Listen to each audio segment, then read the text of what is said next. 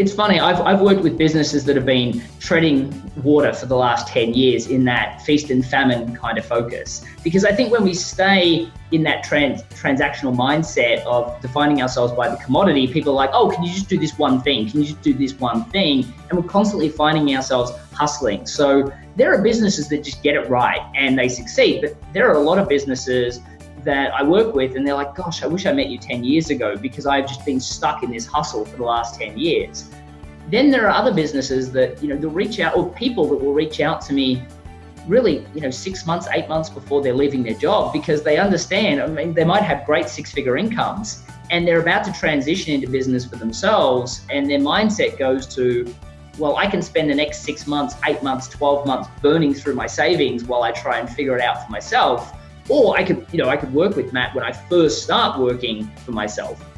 But the problem with that is I'm burning through my savings. Why not do it from the safety of a job? I have this concept, I call it the middle path, but I'm a big believer in the fact that you should build your IP, you should build your messaging, you should build your niche well before you ever leave the job. And, I've had certain people that, I had one client that was looking to go out and do it for themselves, and then they got hit by Hurricane Harvey when it hit Texas. Their house flooded, they ended up having to move, and it just killed their finances. So they used the unified message to get themselves a new job. And the job that they went for, by using the unified message, they actually got promoted for 2 levels above and got $100,000 on top of what they were going in for the interview with, just by using that unified message. So, unified messaging really helps anybody.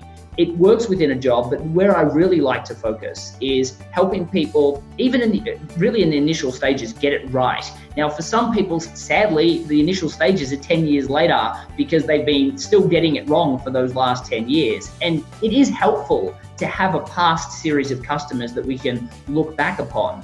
But just like you'll tell your accountant, the way the books and records look last year is not the way they're going to look this year because you've transitioned business objectives or you now got a lot of bigger clients that you're going to be working with. So it's kind of more of you've got to look backwards to look at what we enjoyed, what people sung our praises, what people we made great money out of, what people we loved working with, which is generally a cross section of that. But then we also have to look forward about where the market is trending, what things in the marketplace we can really leverage our unique experience with.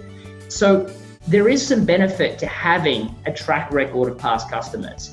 However, a lot of times when people want to go into business for themselves, whether they've done the same thing for 3 different organizations, we can look back upon that and really create that message. Or we can look back at a lot of people will help different individuals from their friend and family network or colleagues network well before they ever go out and do it for themselves, because that's what gives them the mindset of, I need to go and do this.